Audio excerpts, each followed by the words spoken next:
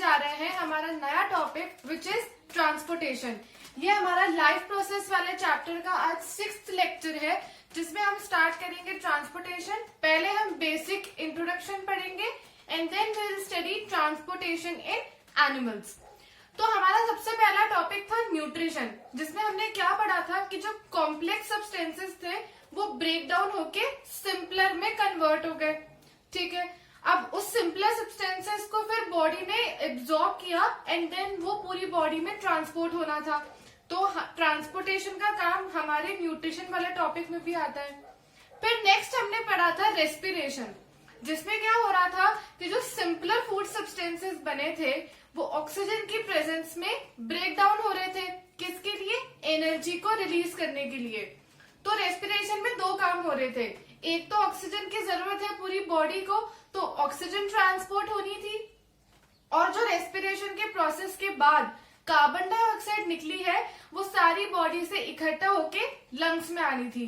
तो इन दोनों के लिए भी ट्रांसपोर्टेशन की जरूरत है। तो ये हम पढ़ेंगे इस वाले टॉपिक में कि कैसे फूड का ट्रांसपोर्ट होता है, कैसे गैसेस ट्रांसपोर्ट होती है पूरी बॉडी में। ठीक है, तो पहले जनरल इंट्रोडक्शन स्टडी कर लेते हैं। तो सबसे पहले तो हम ट्रांसपोर्टेशन की डेफिनेशन कह सकते हैं कि ट्रांसपोर्टेशन मतलब किसी भी चीज का movement from one place to another. ठीक है, अब जैसे मान लो हम देखते हैं कि जैसे बसेस हो गई, ट्रेन हो गई, these are modes of transport, मतलब जो हमें एक जगह से दूसरी जगह ले जाती है। ऐसे ही बॉडी में जब सब्सटेंसेस को ट्रांसपोर्ट करना है from one place to another, तो वो प्रोसेस कहलाएगा ट्रांसपोर्टेशन। अब ट्रांसपोर्टेशन के होने के लिए हमें जरूरत होती है किसी फ्लूइड मीडियम की, है ना। तो ट्रांसपोर्ट पहले किन किन चीजों का होगा? देखो, फूड का हो सकता है जो कि हमने न्यूट्रिशन वाले टॉपिक में पढ़ा, गैसेस का हो सकता है लाइक ऑक्सीजन और CO2 जो कि हमने रेस्पिरेशन में पढ़ा, या फिर वेस्ट मटेरियल्स का हो सकता है जो कि हम पढ़ेंगे हमारे अगले टॉपिक में। तो इन तीनों के ट्रांसपोर्टेशन के लिए हमें जरूरत है किसी मीडियम की, तो वो मीडियम होता है ब्लड। ब्लड की हेल्प से होता है इन सारी चीजों का ट्रांसपोर्ट। अब हमने 9th क्लास में पढ़ा था कि blood is a fluid connective tissue. ठीक है, फ्लूइड कनेक्टिव टिश्यू होता है जो कि बॉडी को कनेक्ट करता है, लेकिन फ्लूइड फॉर्म में होता है। तो उस ब्लड में जो फ्लूइड मीडियम होता है उसको हम बोलते हैं प्लाज्मा, एंड देन उस प्लाज्मा में ही सारे सेल्स प्रेजेंट होते हैं। तो बेसिकली अगर हम कहें कि जो ब्लड है वो फ्लूइड कनेक्टिव टिश्यू है और जो उसका फ्लूइड पार्ट है वो होता है प्लाज्मा। अब देखो, ट्रांसपोर्ट करने के लिए जरूरत होती है किसी एक पंपिंग ऑर्गन की। अगर कोई ऑर्गन एक जगह से पंप करके प्रेशर से उसको फोर्स आउट करेगा पूरी बॉडी में ट्रांसपोर्ट होने के लिए, तो ही वो आसानी से ब्लड कैरी हो सकेगा पूरी बॉडी में। किसी एक मीडियम की प्रेशर की जरूरत होती है जो कि कहाँ से आता है? एक पंपिंग ऑर्गन से। तो हमारी बॉडी में यानी कि एनिमल्स की बॉडी में वो पंपिंग ऑर्गन होता है हार्ट। ठीक है, तो heart is the pumping organ of our body जो कि हेल्प करता है ब्लड के ट्रांसपोर्ट में। नेक्स्ट आता है कि अब हार्ट से सब जगह पे चीजें ट्रांसफर होनी है, तो कुछ ट्यूब लाइक स्ट्रक्चर्स होते हैं, है ना, कुछ पाइप लाइक स्ट्रक्चर्स मान लो, तो उन स्ट्रक्चर्स को हम कहते हैं ब्लड वेसल्स। ठीक है, जैसे अगर हम पानी भी अगर देते हैं पेड़ों को, तो वो पानी नल से लेके पेड़ों तक किसकी मदद से पहुंचता है? उस पाइप की मदद से।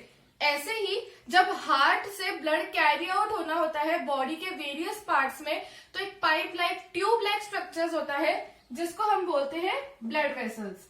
अब ये ब्लड वेसल्स जब किसी भी ऑर्गन तक पहुंचती है, मतलब जिस ऑर्गन में उस ब्लड की जरूरत है वहां तक जब ये ब्लड वेसल्स पहुंच जाएंगी, तो ये और छोटी छोटी ब्रांचेस में डिवाइड हो जाती है, जिन ब्रांचेस को हम बोलते हैं capillaries, which means the blood vessels. जैसे मान लो अगर ये हमारी ब्लड वेसल्स जा रही है एक बड़ी, और अगर यहाँ पे कोई भी एक ऐसा ऑर्गन आ जाता है, ये कोई भी एक ऑर्गन है, अगर इसके आसपास पहुंचती, मतलब अब इस बड़ी वेसल में से इसके अंदर ब्लड जाना है, तो यहाँ पे आके छोटे छोटे नेटवर्क फॉर्म में, ब्रांचेस फॉर्म में ये बहुत सारी डिवाइड हो जाएंगी आगे।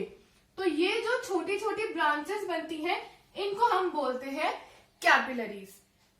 तो ये तो था जनरल इंट्रोडक्शन अबाउट ट्रांसपोर्टेशन कि आगे हम ट्रांसपोर्टेशन इन एनिमल्स पढ़ेंगे, तो किस बेसिस पे होता है, क्या उनका मीडियम है और कैसे वो प्रेशराइज होता है ब्लड बॉडी में ट्रांसपोर्ट होने के लिए।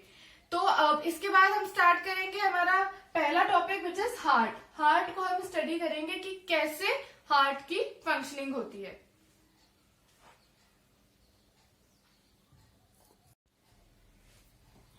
Okay, so next will start with the functioning of heart कि कैसे हार्ट में ब्लड आता है और वहां से पंप आउट होता है।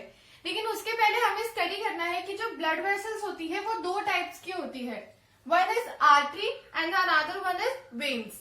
तो जो आर्टरीज होती है वो कैरी करती है ऑक्सीजनेटेड ब्लड, मतलब अब यहाँ से जो एओर्टा निकल रही है, ये यहाँ से जो हार्ट में ऑक्सीजनेटेड ब्लड आया है उसको पूरी बॉडी में ट्रांसपोर्ट करने के लिए निकल रही है।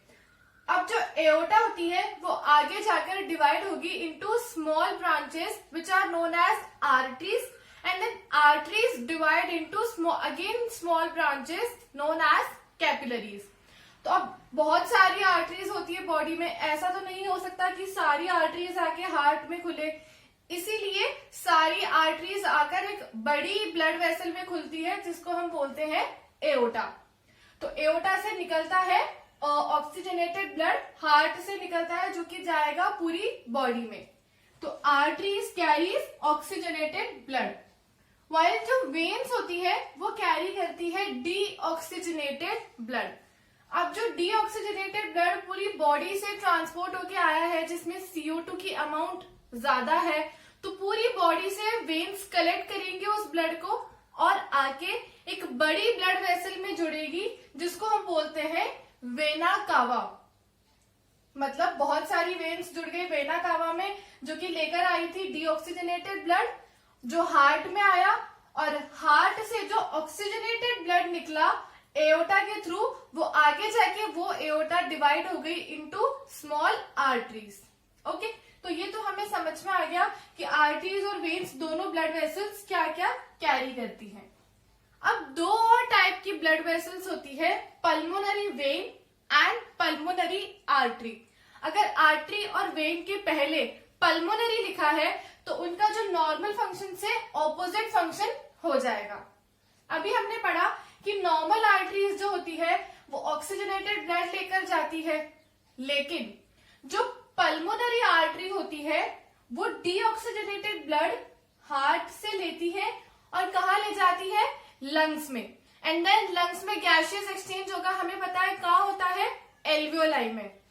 तो पल्मोनरी आर्टरी का काम है हार्ट से डीऑक्सीजनेटेड ब्लड लेकर जाना लंग्स में ताकि वो ऑक्सीजनेटेड हो सके। एंड देन जो लंग्स में जो ब्लड ऑक्सीजनेटेड होता है, मतलब जिस ब्लड में अब वापस ऑक्सीजन आ गया है गैसियस एक्सचेंज के थ्रू, तो लंग्स से वो वाला ब्लड हार्ट में लेकर आने का काम होता है पल्मोनरी वेन का। ओके, समझ में आ गया। मतलब पल्मोनरी आर्टरी तो हार्ट से डीऑक्सीजनेटेड ब्लड लेकर जा रही है लंग्स में, और पल्मोनरी वेन लंग्स से ऑक्सीजनेटेड ब्लड लेकर आ रही है हार्ट में।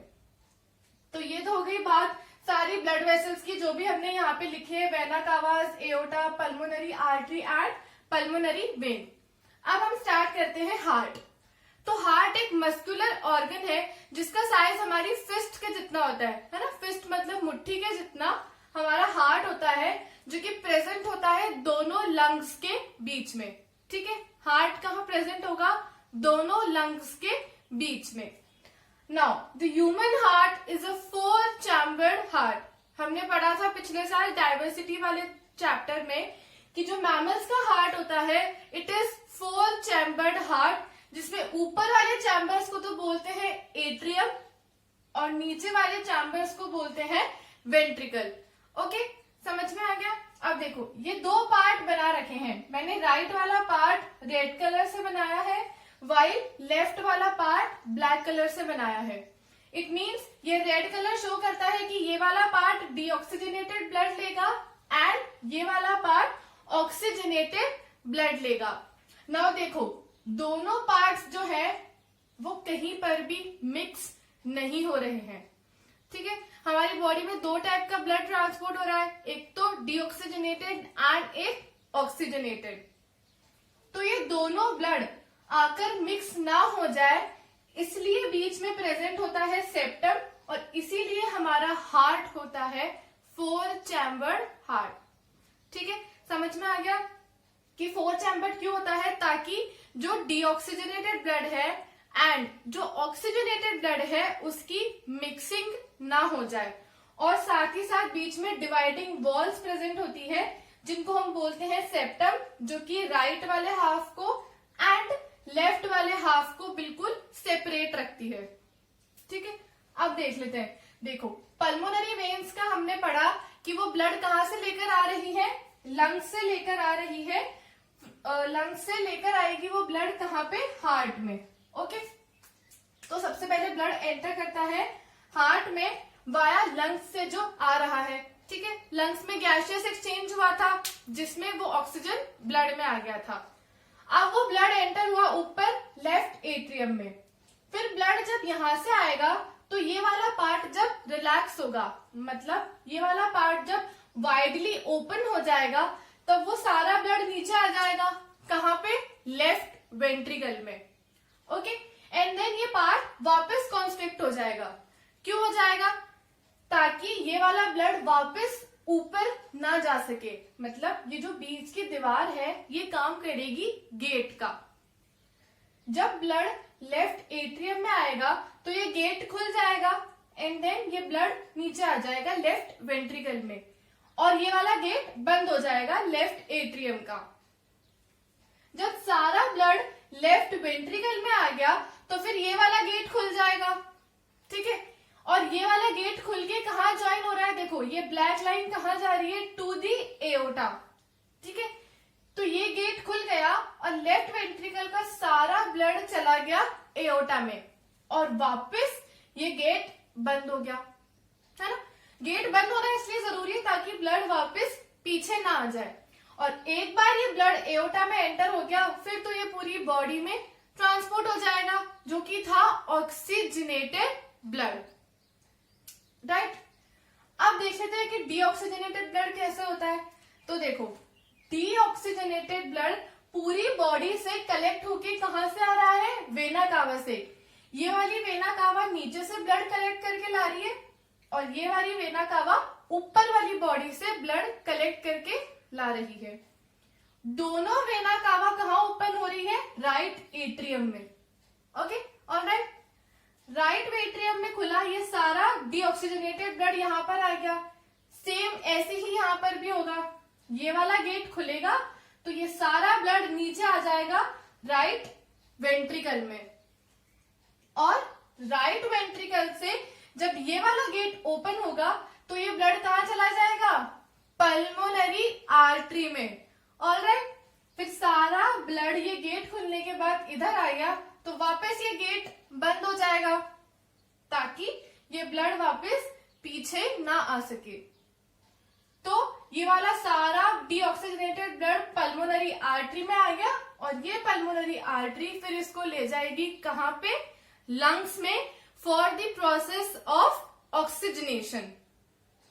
ओके, तो देखो एक बार तो ये डीऑक्सीजनेटेड ब्लड ट्रेवल किया और एक बार ऑक्सीजनेटेड ब्लड ट्रेवल किया, मतलब हमारे हार्ट में 2 बार ब्लड का ट्रांसफर हुआ, एक बार ऑक्सीजनेटेड का और एक बार डीऑक्सीजनेटेड का।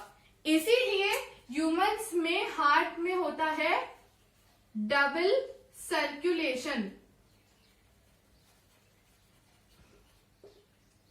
ठीक है, द सर्कुलेशन इन ह्यूमंस और इन मैमल्स कह सकते हैं वो होता है डबल सर्कुलेशन, क्योंकि 2 बार ब्लड का ट्रांसपोर्ट हो रहा है। एक बार तो ऑक्सीजनेटेड वाली साइकिल पढ़ी हमने और एक बार डीऑक्सीजनेटेड वाली साइकिल पढ़ी। तो अब हमने 4 चैम्बर्ड हार्ट किस में पढ़े थे, एक तो बर्ड्स में और एक मैमल्स में। तो दोनों ही केसेस में सर्कुलेशन जो होगा वो होगा डबल सर्कुलेशन। ये तो थी अभी टाइप्स ऑफ ब्लड वेसल्स और हार्ट की फंक्शनिंग। नेक्स्ट हम कैपिलरी ट्रांसफर स्टार्ट करेंगे।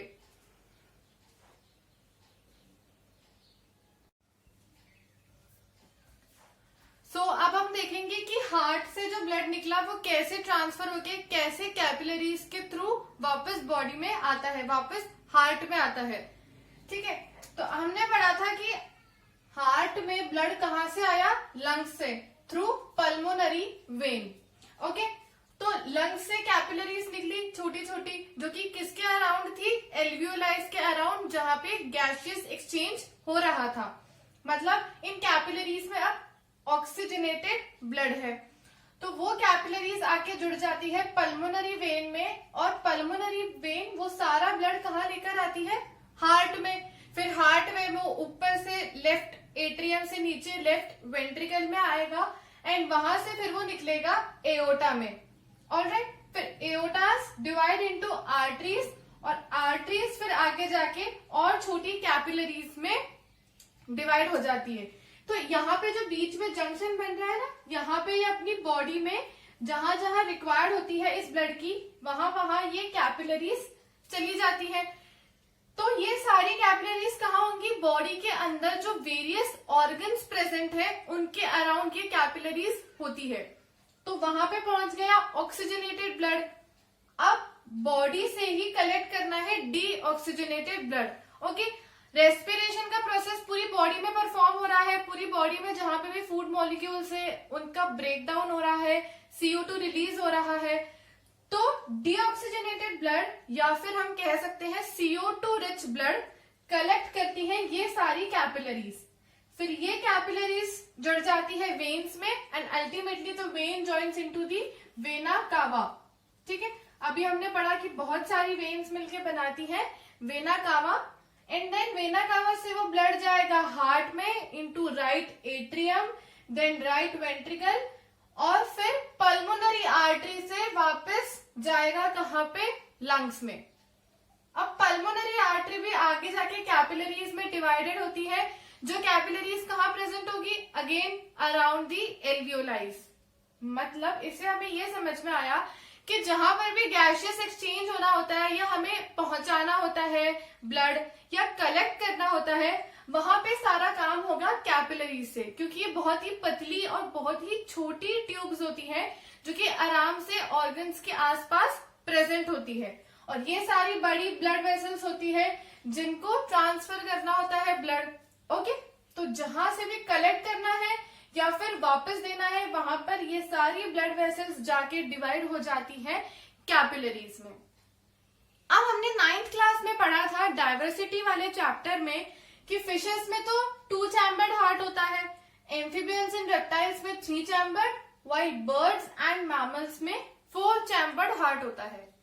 तो अभी हमने इससे पहले ये तो पढ़ लिया कि 4 चैम्बर्ड हार्ट होने से क्या फायदा होता है, कि जो यहां से हमारा डीऑक्सीजनेटेड ब्लड आ रहा है और यहां से हमारा ऑक्सीजनेटेड ब्लड आ रहा है, वो मिक्स ना हो सके।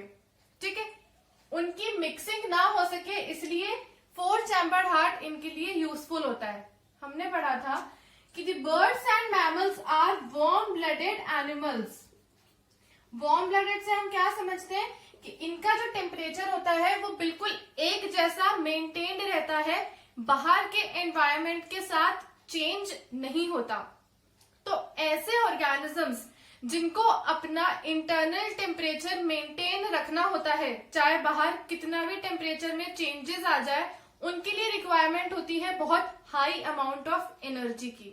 ठीक है, और क्या होता है कि जब ब्लड की मिक्सिंग नहीं होती तो बहुत enough high amount of energy मिल जाती है।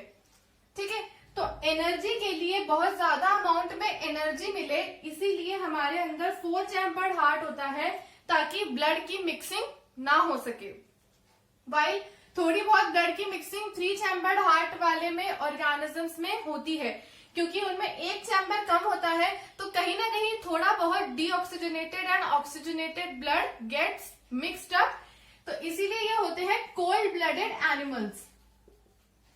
ठीक है, कोल्ड ब्लडेड का मतलब है कि ये अपना इंटरनल टेम्परेचर वेरी करते रहते हैं जैसे बाहर होता है ना। बाहर के एनवायरनमेंट के साथ ये ऑर्गेनिजम्स अपना भी टेम्परेचर चेंज करते रहते हैं, इसलिए इनको ज्यादा अमाउंट ऑफ एनर्जी की जरूरत नहीं होती।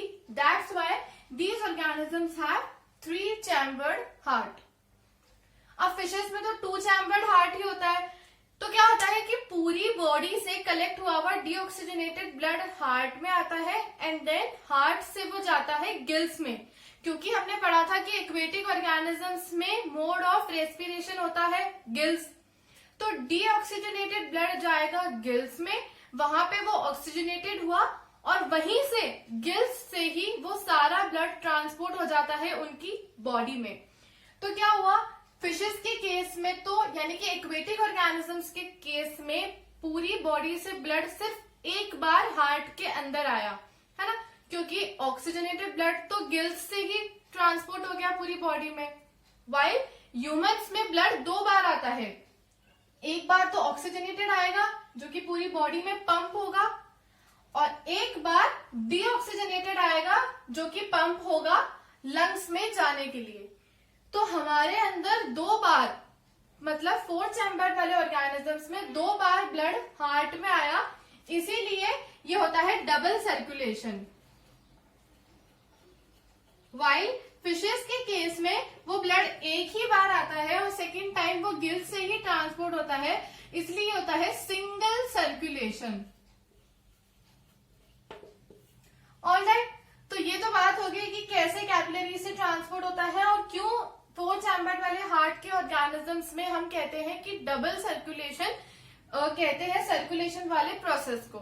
ओके, अब देखो ये जो आर्टरीज होती है, मतलब जो कि ऑक्सीजनेटेड ब्लड लेकर जा रही है पूरी बॉडी में, ये होती है बहुत थिक वॉल्ड होती है ना। आर्टरीज की जो वॉल्स होती है वो बहुत ज्यादा थिक होती है एज कंपेयर टू वेन्स। अब ऐसा क्यों होता है, देखो अब हार्ट से ब्लड जब पंप आउट होना है पूरी बॉडी में जाने के लिए तो एकदम प्रेशर से रिलीज होगा, ठीक है, क्योंकि पूरी बॉडी में पहुंचना है, इसलिए हार्ट उस ब्लड को आर्टरीज में बहुत ही प्रेशर से ट्रांसपोर्ट करेगा। तो उस प्रेशर से वो ब्लड वेसल्स रप्चर ना हो जाए, टूट खराब ना हो जाए, इसीलिए इनकी वॉल्स थिक होती है एज कंपेयर टू वेन्स। क्योंकि वेन्स से तो कहीं पंप नहीं होना है, वेन्स का तो काम है पूरी बॉडी से डीऑक्सीजनेटेड ब्लड लाने का, इसीलिए वेन्स की वॉल्स जो होती है वो कंपैरेटिवली थिन होती है एज कंपेयर टू आर्टरीज। ठीक है, तो ये तो बात हो गई हमारी कि भाई कैसे ब्लड ट्रांसपोर्ट होता है पूरी बॉडी में और कैसे CO2 वाला ब्लड वापस आता है हार्ट में और फिर कैसे वो लंग्स में पहुंचता है। Next will study about plasma and lymph.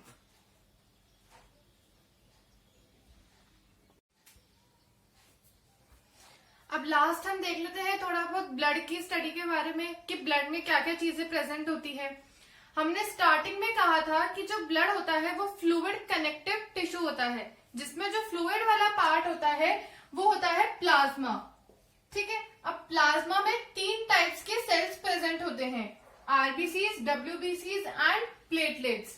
RBCs क्या काम करते हैं, ऑक्सीजन को कैरी करने का, क्योंकि इसमें एक पिगमेंट होता है हीमोग्लोबिन नाम का।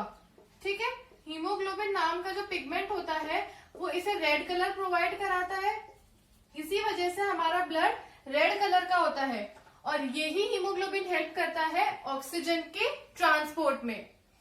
नेक्स्ट आ जाते हैं डब्ल्यूबीसीज। जैसे कि आपने लास्ट ईयर पढ़ा था 9th में कि जो डब्ल्यूबीसीज होते हैं वो इम्यूनिटी प्रोवाइड कराते हैं, एंटीबॉडीज बनाते हैं। और थर्ड आ जाते हैं प्लेटलेट्स। तो प्लेटलेट्स क्या काम करते हैं, ब्लड क्लॉटिंग में हेल्प करते हैं। ठीक है, अब क्या होगा अगर प्लेटलेट्स नहीं होती तो अगर कभी भी हमें चोट लगती और अगर खून निकलता तो वो बहता ही रहता, कभी वो रुकता ही नहीं, क्योंकि रोकने वाली कोई चीज है ही नहीं। लेकिन अगर हमारी बॉडी में ब्लड में प्लेटलेट्स प्रेजेंट है तो प्लेटलेट्स क्या करते हैं, जैसे कभी देखा होगा अगर चोट लग जाती है कभी और खून बहता है तो थोड़ी देर बाद अपने आप ही वो खून बहना बंद हो जाता है। ऐसा क्यों होता है कि जब कभी भी ब्लड बहता है ना, खून बहता है अपनी बॉडी से, ब्लड वेसल्स से, तो ये जो प्लेटलेट्स होते हैं ये बहुत सारी अमाउंट में वहां पर पहुंच जाते हैं जहां से खून बह रहा है और वहां जाके इकट्ठे होके एक नेटवर्क लाइक स्ट्रक्चर बना लेते हैं, जिसकी वजह से हो जाती है ब्लड क्लॉटिंग और ब्लड का लॉस नहीं होता। To prevent the blood loss, blood clotting में हेल्प करते हैं प्लेटलेट्स। तो ये तो बात हो गई अभी हमारे ब्लड की। अब ब्लड के साथ साथ एक और कनेक्टिव टिश्यू प्रेजेंट होता है जो कि हमने 9th में भी पढ़ा था, which is known as lymph. ठीक है, तो लिम्फ जो होता है वो कैसे बनता है? जो पोर्स होते हैं हमारी ब्लड वेसल्स से, उसमें से क्या होता है कि कुछ अमाउंट में प्लाज्मा, प्रोटीन्स और ब्लड सेल्स निकल के इंटरसेलुलर स्पेस में आ जाते हैं। मतलब जो हमारी ब्लड वेसल्स थी उसमें से ये 3 चीजें निकल के इंटरसेलुलर स्पेस में आ गई और फिर क्या बना ली थी उससे? वो लिम्फ। ठीक है, इंटरसेलुलर स्पेस में आके इन तीनों ने मिलके बना लिया लिम्फ। अब लिम्फ जो होता है वो कलरलेस फ्लूइड होता है। It is a colourless fluid. क्यों होता है कलरलेस? क्योंकि इनमें आरबीसीज और प्लेटलेट्स नहीं होते। बेसिकली जो कलर प्रोवाइड कराते हैं आरबीसीज, वो लिम्फ में एब्सेंट होते हैं और प्रोटीन्स भी बहुत कम अमाउंट में होते हैं। तो इट इज कलरलेस। और जो इसमें ब्लड सेल्स लिखे हैं वो होते हैं इसमें मेनली डब्ल्यूबीसीज। और डब्ल्यूबीसीज क्या काम करते हैं? इम्यूनिटी प्रोवाइड कराने का। और लिम्फ का एक फंक्शन तो हो गया कि भाई वो लिम्फ ऐसा एक फ्लूइड कनेक्टिव टिश्यू है जो कि प्रोवाइड कराता है इम्यूनिटी, क्योंकि इसमें प्रेजेंट होते हैं डब्ल्यूबीसीज। लिम्फ का दूसरा फंक्शन होता है कि जो हमने पढ़ा था न्यूट्रिशन वाले टॉपिक में कि डाइजेशन हमारा कंप्लीट कहाँ हो रहा था? स्मॉल इंटेस्टाइन में। सारा डाइजेशन वहां खत्म हो रहा था। तो वहां से जो फैट्स जो डाइजेस्ट होके एब्जॉर्ब होते हैं वो कौन लेकर जाता है? लिम्फ। तो लिम्फ स्मॉल इंटेस्टाइन से कलेक्ट करता है डाइजेस्टेड एंड एब्जॉर्ब फैट। ठीक है, इनको कलेक्ट कर लेता है स्मॉल इंटेस्टाइन से और फिर उनके रिजर्व में ले जाता है। तो लिम्फ का एक फंक्शन तो हो गया to collect the digested and absorb fat from the intestine, और उसके बाद जो भी एक्सेस फ्लूइड बचेगा वो वापस ब्लड में एंटर कर जाएगा। अब जैसे कि ब्लड वेसल्स और आगे डिवाइड होके छोटी ट्यूब्स मतलब कैपिलरीज में डिवाइड होते हैं, ऐसे ही लिम्फ एक बड़ी वेसल होती है और वो जाके और डिवाइड हो जाती है छोटी फॉर्म्स में, जिनको हम बोलते हैं लिम्फेटिक कैपिलरीज। ठीक है, तो lymph enters into the lymphatic capillaries from these spaces to form lymph vessels. अब ऐसा क्यों लिखा है? हमने कहा ऊपर कि यहाँ से इंटरसेलुलर स्पेस में आ गई थी ये सारी चीजें, ब्लड वेसल से निकल के इंटरसेलुलर स्पेस में आ गई। तो इंटरसेलुलर स्पेस से निकल के फिर ये जाती है कैपिलरीज में, और वो कैपिलरीज आगे जाके जुड़ती है बड़ी वेसल्स से, जिनको हम बोलते हैं लिम्फ वेसल्स। तो ये हो गया हमारा आज का topic complete, which was transportation in animals, जिसमें हमने पढ़ा हार्ट एंड उसकी फंक्शनिंग। सेकेंडली ब्लड का ट्रांसपोर्ट कैसे होता है, और थर्ड हमने पढ़ा लिम्फेटिक वेसल्स। इसके नोट्स आपको पीडीएफ के फॉर्म में मिल जाएंगे, ग्रुप पे सेंड कर दिए जाएंगे। Thank you for listening today's lecture.